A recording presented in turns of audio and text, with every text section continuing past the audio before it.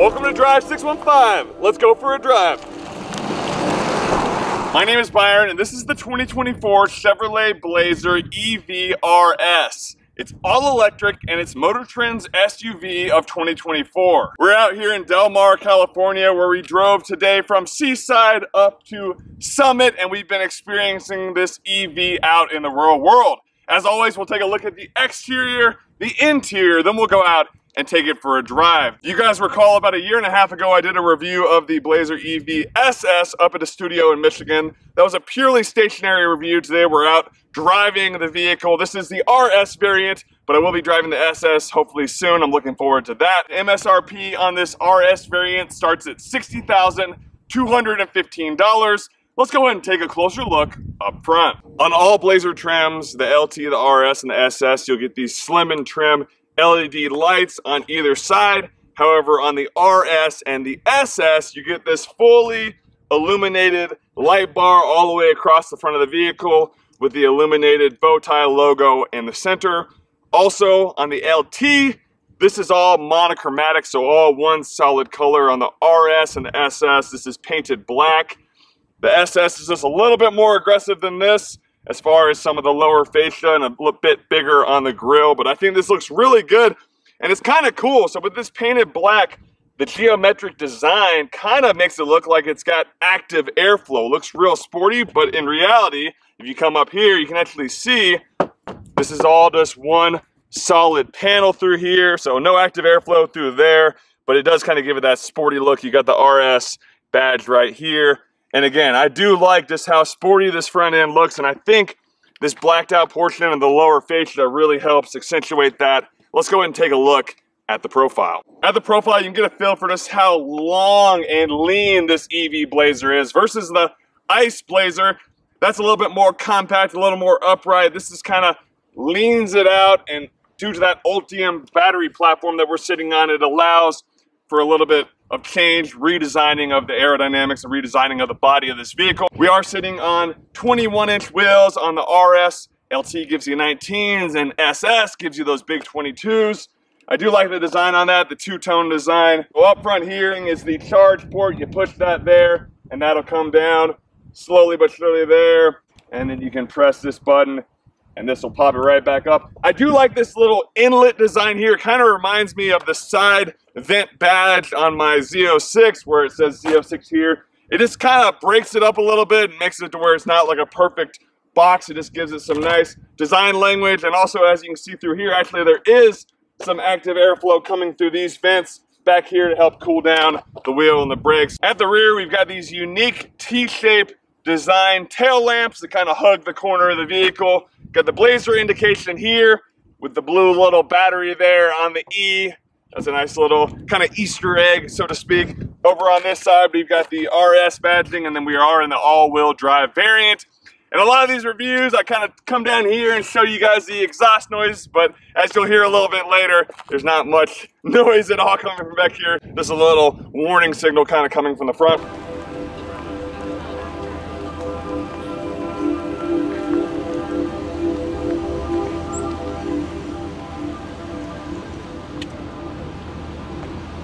Let's go ahead and take a look at the trunk space. You got 59.8 cubic feet of cargo space. We got our backpacks back here. If you open this up, this will give you access to your charger. You can fold down the rear seats, and you got a little bit of lighting on either side. Fairly simple back here, but sometimes that's nice when you don't have a lot of things to worry about. You can just pop your stuff in and have a nice smooth surface. Let's go ahead and take a look at the interior. And we'll start right off with the steering wheel. Flat bottom design. I absolutely love when brands will put the model of the vehicle right here on this portion of the steering wheel, because a lot of times that kind of goes unused, just a big blank space. So it's nice that they put the RS on there. I do like this bow tie logo. It's got a lot of texture to it. It's kind of got like little dots through here, and you can feel it when you run your finger over it. So for people that are kind of tactile like me, you'll definitely like that. I do like the cross stitching through there. The interior of this is black and adrenaline red. I got Leah in here with me taking a look. Even up through here, they kind of got like a diamond design that's kind of hard to the touch. And then we got this turbine kind of design there on these vents. First time I saw vents like this was actually on the Camaro I believe. And I do like how it's just got the little red accents through there. On the edge, you kind of got not a diamond knurling, but kind of a textured design. But I really like that. You can see where the sunlight's coming in right there. This is really beautiful on the back side of these vents. We'll take a quick look at this 17.7-inch diagonal touchscreen. I do like that. That's very, very smooth. A lot of times I talk about touch screens kind of being like soft or buttery to the touch, and this is definitely one of those. You can really just swipe effortlessly. You can link up all your different apps to this. You got your My Chevrolet app. If we take a look through here, I'll show you something that I find interesting. That's gonna be drive modes. So your default is normal, then you've got sport, snow, and my mode. And when you click in here, you can customize a few things. So you can do steering, whether you want to be in normal or sport. We'll take a look at that later. You got your brake feel to see how responsive you want the brake pedal to be. You got acceleration feel. You already know we're going to be putting this on sport. And then motor sound. That's kind of unique. This will actually make more noise the faster or slower you drive the vehicle. A couple more things to look at here. Look how beautiful this layout is on the maps. It just looks so pretty. It's not pixelated at all. It looks generally like I'm actually looking at it on the computer. So it's just very, very pretty and very, very user-friendly there. Let's take a look at charging because we are in an EV. So we're 80% charged, 226 miles. And then once I plug it in and charge it, it'll be ready by 1:15. If we take a look down through here, here's all the different spots where you can charge. There's tons of charge points all over. You got the digital display through there on the instrument cluster. I'm really digging this interior. It's kind of like futuristic, yet kind of simple in some ways too. It's not overly complicated. You got some, hand controls through here. So you can basically drive without taking your hands off the wheel. With all these buttons, it's a nice blend of analog through here and then digital. And let me see. Okay, I was thinking for a second that maybe if I turn that the number would show up through there, but it shows up on the digital portion through there. So that's a quick little overview of the interior. It's pretty spacious. So one thing to note on these, EV vehicles is there's no transmission tunnel. So this is all kind of able to be reconfigured a little bit to give you more room. So I'm 6'5" tall. I got plenty of room. Leah's 5'9". She's got plenty of room. And if you take a look in the rear seats, anyone that's sitting behind us might be a little bit cramped. We'll actually hop back there in a second in the exact seating position that we have our own seats and see what it would be like if we sat behind ourselves. Let me flip this up here, and that will give you the digital rear view camera, which I find always very helpful. Real fast before we go, let me show you guys down there. Pretty deep little cup holder there. It's kind of interesting though that it goes in reverse. Just my mind would want to pull, push up to get access to it, but I guess that makes sense. You kind of pull back. But it's slightly, when you're sitting back here, it's slightly hidden. You really have to kind of lean forward to get down in there, but plenty of room. If you need it, you got the 2 USB-C chargers right there. And a portion where you can put your phone up underneath here. So actually, if I pull my phone out and set it in there, or actually, yeah, we'll take that. It gets kind of deep down in there, kind of gets hidden. So that's not the best place to put it. You're gonna wanna put it right here for the wireless charging. Typically a lot of wireless charging is up here, so this might be a better spot to put your wallet or your keys, and then use this area here for the wireless charging. It's already ready to rock.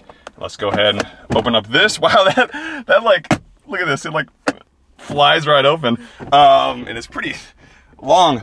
Decent amount of space through there. You got 1 USB-C and then a 12-volt plug through there. That's really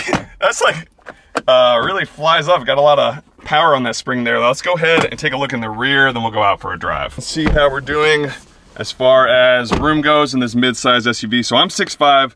The seat was in the position that I was in at 6'5", so I'm sitting behind myself. I'm actually doing all right. I mean, my knees are right up against the back. It's pretty leaned back. The problem is it's a little tight on the headroom just with the way that the vehicle slants down. Now, Leah's 5'9". She's doing really good on headroom back there and really nice on leg room. So there you go. Maybe if you're riding behind your equal, then just kind of switch seats and you'll be good. Back here, you do have the optional heated seats and then USB-Cs. Let's go ahead and take it out for a drive. Behind the wheel and on the road in the Blazer EV, we are now in the rear wheel drive variant, which has got a little bit bigger battery, a little more horsepower, which you know we love here at Drive 615. Normally in these reviews, I say, what are we working with underneath the hood? In the case of this, it's an electric vehicle, so if you look underneath the hood, you just see a bunch of plastic there. We are sitting atop the Ultium Battery platform though, which I've come to get pretty familiar with over the past year or so. I took out the Cadillac Lyriq on a ride and drive, as well as the Hummer EV, both of which are on the Ultium Battery platform. It's essentially kind of like a nice little plug and play system they have going on. It's got the battery at the base, kind of low and grounded, and then the wheels at all four corners, lowers the center of gravity of the vehicle, and then allows for a lot of flexibility when designing these cars. One thing that's nice about EV is without the big ICE engine up front, internal combustion engine, and without the transmission, you get some more room. So without the transmission tunnel and having to kind of the constraints of having a front engine vehicle, you definitely get some more cabin space. Again, as you saw earlier, had plenty of legroom, and it feels really comfortable to drive. Right now we're just driving in normal mode, driving through the hills of Southern California. I think one thing I like about EVs is that they're kind of practical as far as putting the power down. Even though this is a rear wheel drive, at no point did I feel like I was ever gonna spin out or you're gonna lose control or lose traction. I think with the Ultium platform, it kind of lowers the center of gravity, grounds this vehicle, and again, it makes this for an efficient way for putting the power down, and again, in a safe and fun way to where I can just basically floor it or roll into it, however, whatever I want to do. And I know that the vehicle is going to stay planted and stay grounded. As far as visibility goes, if there's something blocking you, you know, you got stuff stacked up in the back of the car, you can flip this down, you can see straight out, a perfect shot in the rear view. Visibility out the side's perfect. Actually pretty good with the way my seat's at right now. If I look out, this B pillar here actually doesn't really get in my way. A pillar, front windshield, very expansive. Especially the view I'm looking at right now is absolutely gorgeous. I'm seeing palm trees and the waves cresting, and I'm just seeing a full view. This A pillar is kind of so long and lean that it doesn't really block much of this. I almost got a full kind of 270-degree view out the front of this vehicle. And again, it's just so smooth, you know? It's just really, really, it's like I'm riding on a cloud. So far, so good. I want to actually go into my mode. What I'm going to do is I'm going to customize it here to motor sound, and I'm going to make sure that is on sport. Okay, that's cool. So that's definitely not overbearing. It's not like a, you know, deep grumble, but it definitely adds some more power. We've been kind of driving slow through the city. Now I want to get an acceleration. I'm going to come to a complete stop. 3, 2, 1. All right, a little slow to build on the build up there, but you know, this is still pretty peppy for sure. I think if you really want like the all-out speed, then you're gonna wanna go with the SS, which is 557 horsepower and 648 pound-foot of torque. That's gonna be the one that really just like knocks your socks off on the acceleration. But I think, give me a second here. Now that was just from a straight dig, 0 to 60. I had everything over here in sport mode. What I'm gonna do is, instead of a 0 to 60 pull, I'm gonna do just kind of like a mid-range, like 30 to 60 pull. So let's go ahead and go here. 3, 2, 1. Wow, that is where this car shines, I think. Holy cow. That'll put you back in your seat. So I don't think this thing is gonna like, and I think the SS will, I don't think this thing is gonna do any crazy, you know, I think it's like 6 seconds on the 0 to 60. So that's not that wild, but those little pulls are a lot of fun.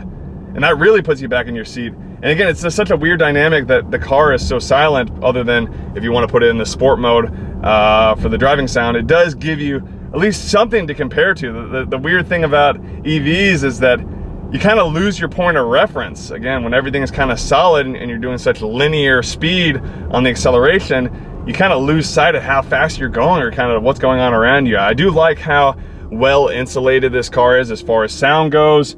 I think riding on the 21s is nice too. That kind of makes for a nice smooth ride. You don't get a lot of feedback from the road. When we're just sitting here at idle, you kind of get like almost like a peaceful, like spa-like sound, just kind of like a presence and you kind of hear it from the front. So I think if I just kind of close my eyes here, I can just kind of meditate at the red light. All right, so that was the 0 to 60 and an acceleration in the rear wheel. Let's do the same in the all wheel. Everything is in sport right now. We're gonna do a 0 to 60 launch in 3, 2, 1. Wow, my phone went flying back.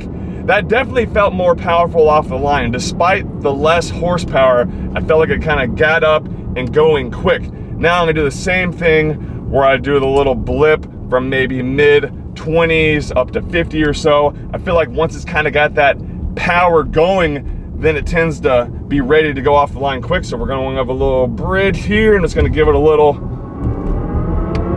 Okay, I definitely feel like it's almost like the tables have turned. This is quicker off the line, I feel, but not as peppy in that upper range.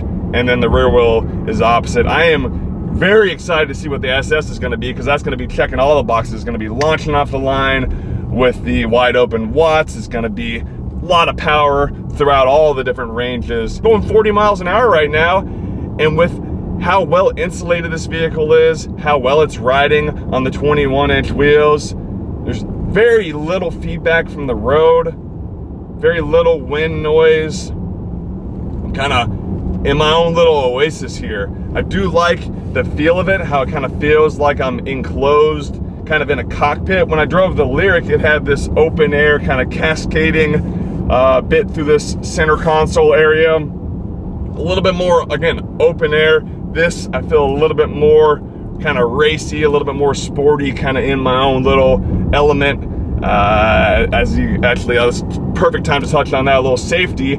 I was coming around the corner, and as I'm talking, using my hands, I slightly went over the yellow line, and my seat vibrated to let me know I was going out of the lane. Tons of different safety features on this. It's got the automatic braking, where it'll basically slam on the brakes if you're about to hit something. You got the pedestrian crossing, where it'll, again, kind of be spotting out to see if there's people, and that's between 5 and 50 miles an hour. So there's just so much safety. A big thing that people talk about with EVs and just kind of the future of them, they talk about range anxiety. You hear that kind of often, and I could see how, you know, just at first blush it might be kind of worrisome, thinking about, oh hey, how am I going to get from point A to point B and not have to, you know, charge? Am I going to run out of battery on the side of the road? To be honest, I feel like I have gas station anxiety, because I end up letting my tank run down to low or empty basically, and then I'm stressing trying to find a gas station. This is actually really cool. So one thing you can do is you can plug in your destination. It'll optimize it for you and basically tell you every charging station that you need to stop at, how long you need to stay there for, what desired percentage you'll get. And the coolest thing too is it'll precondition the battery for you. So when you show up to that station, it's ready to rock. It's ready to go, and it's gonna take you exactly long as it says it's gonna take, and to get you to the perfect battery. So it basically will either, you know, cool or warm the battery, etc., to get it kind of pre-staged, synced up, and ready to rock. And there's over, you know, by the time you're watching this video, this number's probably gone up quite a bit, but there's over 168,000 charging stations throughout the US. As far as gas stations go, I think I read a statistic, it's like a couple 100,000. So the disparity between the two is not crazy. It's not like there's only like, you know, 2 or 3 chargers throughout the whole US and there's a million gas stations. It's really not that far off.